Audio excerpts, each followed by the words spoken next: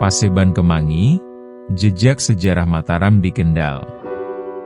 Bagi pecinta sejarah Jawa, Kabupaten Kendal bukanlah nama yang asing. Wilayah ini memiliki jejak sejarah yang erat dengan Kerajaan Mataram Islam, terutama pada masa pemerintahan Raden Mas Rangsang, yang bergelar Kanjeng Sultan Agung Prabu Anyokrokusumo Senopati ing Alagang Abdurrahman Sayyidin Panatadinan ing Mataram.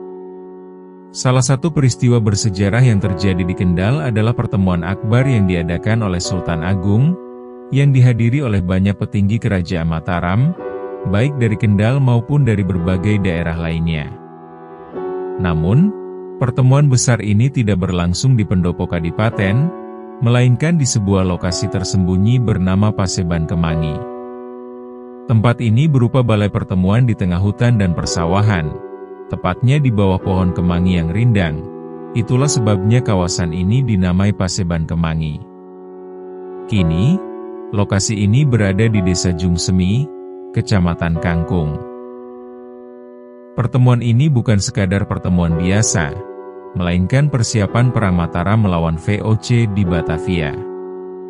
Sebelumnya, Sultan Agung telah berusaha melalui jalur diplomasi, namun negosiasi dengan Belanda gagal, sehingga perang menjadi pilihan terakhir. Para petinggi Mataram yang hadir.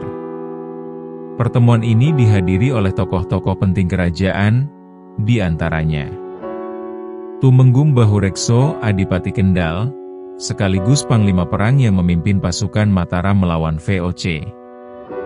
Pangeran Joeminah, putra dari Panembahan Senopati. Tumenggung Mandurorejo, Bupati Pekalongan, bersama saudaranya Tumenggung Upasanta.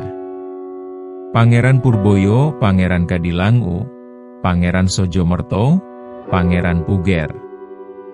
Tumenggung Rajekwesi, tokoh penting dalam perencanaan perang. Kiai Akrobudin, pemimpin spiritual yang berperan besar dalam perlindungan dan logistik pasukan Mataram. Selain mereka, masih banyak tokoh kerajaan yang hadir dalam pertemuan ini untuk menyusun strategi menghadapi VOC. Oyot Mimang. Benteng gaib untuk melindungi Paseban Kemangi.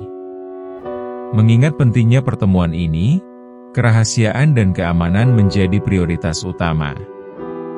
Tumenggung Rajekwesi, yang juga dikenal sebagai Ki Ageng Kemangi, bersama Kiai Akrobudin dan para santrinya dari Padepokan Ladunifakoh, bertugas memastikan kelancaran pertemuan.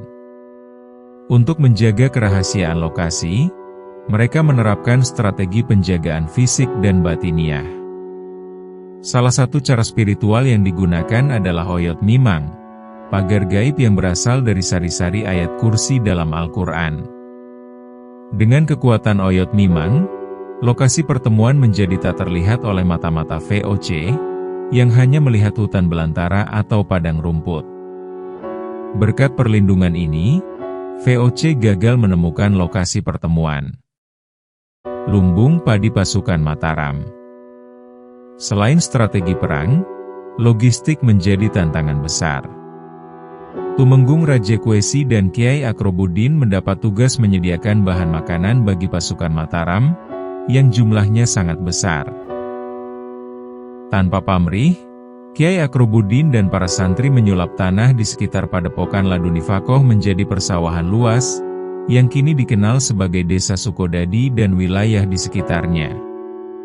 Sepanjang pesisir pantai utara Jawa saat itu memang dimanfaatkan sebagai lumbung padi untuk persiapan perang, termasuk daerah yang dikelola Kiai Akrobudin. Asal mula nama Desa Kalioso. Area persawahan yang luas membutuhkan irigasi agar padi tumbuh subur. Dengan izin Ki Ageng Kemangi, Kiai Akrobudin membangun saluran air untuk mengairi sawah tersebut. Dari proyek pembangunan ini, nama Desa Kalioso berasal, gabungan dari dua kata Jawa. Kali sungai. Yoso membuat atau membangun. Jadi, Kalioso bermakna usaha membangun sungai, yang menjadi sumber air bagi sawah luas di wilayah itu.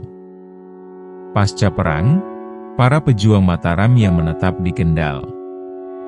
Sejarah mencatat bahwa Perang Mataram melawan VOC di Batavia mengalami kegagalan, dan Sultan Agung akhirnya menarik mundur pasukannya. Namun, para prajurit Mataram yang terlibat dilarang kembali ke Keraton Mataram, sehingga mereka menetap di berbagai daerah di Kendal. Beberapa tokoh yang akhirnya tinggal di Kendal antara lain Pangeran Joeminah Tumenggung Mandurorejo menetap di Kaliwungu. Pangeran Sojomerto tinggal di wilayah selatan. Pangeran Sambong menetap di Sambungsari. Raden Mutohar Raden Harya Sungkana tinggal di Desa Sembung, Kecamatan Cepiring. Kiai Akrobudin menetap di Kalioso, Kangkung. Begitulah kisah sejarah Paseban Kemangi, Oyot Mimang, dan perjuangan para tokoh Mataram di Kendal. Tempat-tempat ini bukan sekadar bagian dari masa lalu, tetapi menjadi jejak perjuangan yang masih dikenang hingga kini. Kiai Akrobudin, ulama dermawan dan keajaiban di Kalioso. Kembali ke Kalioso. Pasca peperangan, Kiai Akrobudin memilih kembali ke tempat yang telah ia bangun, Desa Kalioso. Sebagai tokoh yang pertama kali mendirikan desa ini, beliau tidak hanya sekadar kembali untuk menetap, tetapi melanjutkan perjuangannya dalam menyebarkan syiar Islam. Dengan penuh dedikasi, Kiai Akrobudin mengajarkan ilmu agama, mengajar mengaji, dan menjadi imam di masjid yang ia dirikan sendiri. Sebagai seorang ulama, Kiai Akrobudin dikenal sebagai sosok yang karismatik dan sangat dermawan. Ketika Belanda merampas padi milik masyarakat Kalioso secara paksa, beliau dengan tulus membagikan persediaan padinya kepada warga. Anehnya, lumbung padi miliknya tidak pernah terlihat berkurang, meskipun ia terus memberi kepada masyarakat luar Kalioso yang juga mengalami kelaparan. Upaya Belanda untuk menangkap Kiai Akrobudin. Keberadaan Kiai Akrobudin menjadi ancaman bagi Belanda, yang telah lama mengincar Kalioso karena kekayaan alamnya.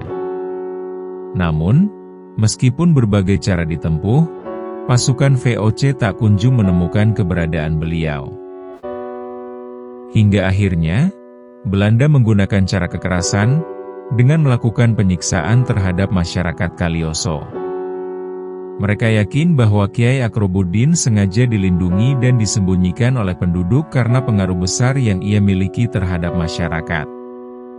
Tak tahan melihat penderitaan rakyatnya, Kiai Akrobudin akhirnya muncul dari dalam masjid, berjalan dengan tenang menuju kerumunan masyarakat yang tengah menghadapi kekejaman Belanda. Misteri Tong Kosong.